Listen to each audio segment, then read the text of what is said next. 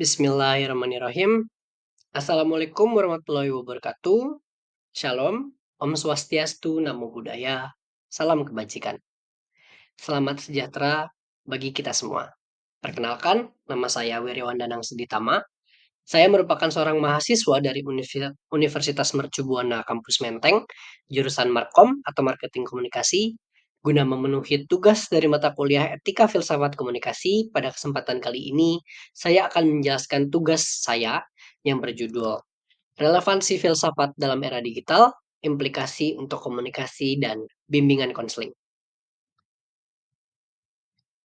Detail tugas penulisan esai yang diberikan terbagi dari 2 nomor. Yang pertama adalah penulisan judul esai, yang kedua adalah penulisan materi dalam esai yang mencakup paragraf pertama berisikan latar belakang, paragraf kedua berupa penjelasan 2 tema atau judul artikel yang dipilih dan juga tujuan masing-masing artikel tersebut. Paragraf ketiga berisikan konsep, teori, atau inti kedua artikel yang Anda pilih atau yang saya pilih. Paragraf keempat merupakan opini atau analisa saya terkait dengan konsep atau teori dari artikel tersebut dengan kedudukan filsafat komunikasi dalam proses perkembangan ilmu pengetahuan secara umum dan ilmu komunikasi secara khusus. Lalu pada paragraf terakhir merupakan penutup yang berisikan kesimpulan atau saran. Tabel dari konten presentasi yang akan saya sampaikan kali ini akan terbagi menjadi 4 babak, yaitu latar belakang pada nomor 1, nomor 2 detail artikel jurnal rujukan, nomor 3 konsep, teori, dan opini, lalu nomor 4 adalah kesimpulan dan syarat. Kita langsung masuk ke nomor yang pertama, latar belakang pemilihan judul dan tujuan pembuatan esai. Pemilihan judul dan tujuan penulisan esai ini dilatar belakangi oleh peran penting filsafat dalam memahami dinamika komunikasi dan konseling dalam era digital yang semakin berkembang. Melalui esai ini, saya sebagai penulis, atau lebih tepatnya pada video ini sebagai seorang presenter, akan mengeksplorasi 2 tema utama yang diangkat dalam 2 jurnal berbeda, yaitu referensi jurnal artikel yang pertama adalah Eksistensi Filsafat Komunikasi di Era Digital, lalu artikel kedua berjudul Urgensi Filsafat Ilmu dalam Bimbingan Konseling di Era Digital. Langsung masuk ke poin yang kedua, yaitu detail artikel jurnal rujukan, penjelasan dari tema atau judul artikel yang dipilih. Kita masuk pada artikel yang pertama dengan judul Eksistensi Filsafat Komunikasi di Era Digital. Pada jurnal yang pertama ini, penulis jurnal membahas bagaimana filsafat komunikasi menjadi landasan dalam memahami fenomena komunikasi di era digital. Konsep-konsep penting seperti pembentukan makna, subjektivitas dalam pemahaman realitas, dan isu-isu etika dalam komunikasi menjadi sorotan.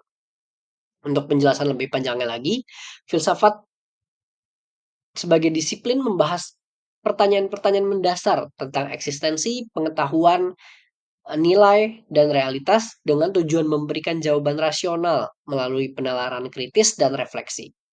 Filsafat komunikasi mempertimbangkan bagaimana simbol dan bahasa digunakan dalam komunikasi, serta bagaimana penggunaan ini mempengaruhi pemahaman manusia terhadap realitas.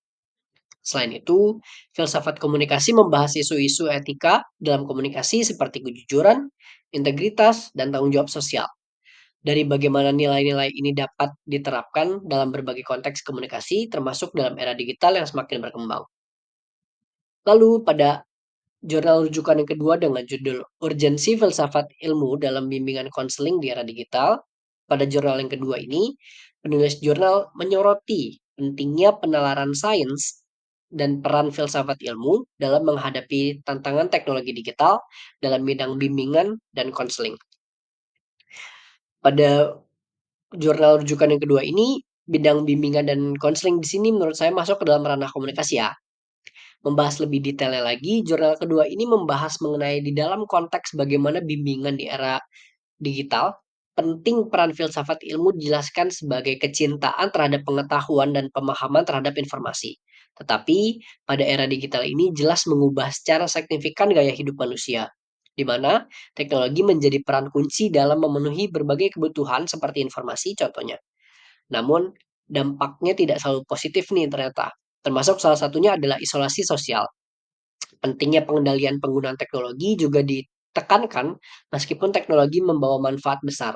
Namun, penggunaannya harus dikendalikan untuk menghindari kerugian yang timbul. Masuk ke poin ketiga yaitu konsep, teori, dan opini. Konsep, teori, atau inti kedua artikel dan opini atau analisa saya terkait dengan konsep atau teori dari kedua artikel yang sudah saya jelaskan sebelumnya. Kedua jurnal tersebut mengusung inti bahwa filsafat memiliki peran yang krusial dalam memahami implikasi teknologi dalam berbagai konteks, baik dalam komunikasi maupun dalam bimbingan konseling.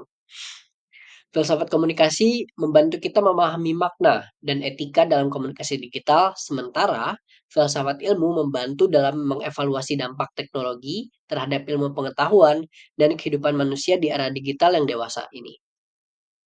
Dalam analisis singkat yang sudah saya jelaskan, pada slide sebelumnya dijelaskan bahwa filsafat memiliki kedudukan yang strategis dalam perkembangan ilmu pengetahuan secara umum dan ilmu komunikasi secara khusus. Filsafat membantu kita mengeksplorasi nilai-nilai yang mendasari ilmu pengetahuan dan teknologi, serta mempertimbangkan implikasi etis dari kemajuan tersebut. Menurut pendapat saya, baik filsafat ilmu maupun filsafat komunikasi tidak akan benar-benar hilang meski berada di era digital dan yang perkembangan teknologinya berlangsung dengan sangat cepat ini. Masuk pada poin terakhir, yaitu kesimpulan dan saran. Sebagai penutup, penting menurut saya untuk terus mengintegritas filsafat dalam diskusi dan pengembangan ilmu pengetahuan, terutama di era digital ini. Dengan demikian, kita dapat memastikan bahwa kemajuan teknologi tidak hanya memberikan manfaat teknis, tetapi juga dijalankan dengan memperhatikan nilai-nilai dan etika yang mendasarinya. Oleh karena itu, kolaborasi antara filsafat komunikasi dan filsafat ilmu menjadi penting dalam menghadapi tantangan dan memanfaatkan kemajuan teknologi di era digital dengan bijaksana dan bertanggung jawab. Sekian presentasi dari saya. Assalamualaikum warahmatullahi wabarakatuh. Sekian dan terima kasih.